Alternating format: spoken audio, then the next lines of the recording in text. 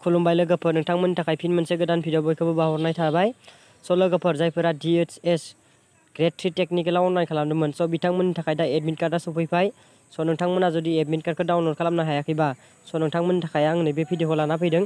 नोंथांमोननि थाखाय आं डिसक्रिप्शन बक्सआव लिंक होना दोनगोन। बेयाव थांना नोंथांमोना मा होनो इउजार नेम एन्ड पासवर्डखौ बहायनानै लगइन खालामबानो जाबाय।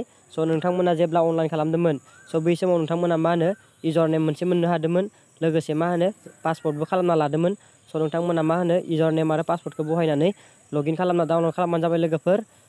दिनैनि भिडिअ बेखिनियानोमोन नोंथांमोननि थाखाय। नोंथांमोना जुदि आंनि चेनेलाव गिबि खेब फैदोंब्ला प्लिज अननानै चेनेलखौ साबस्क्राइब खालामबानो जाबाय।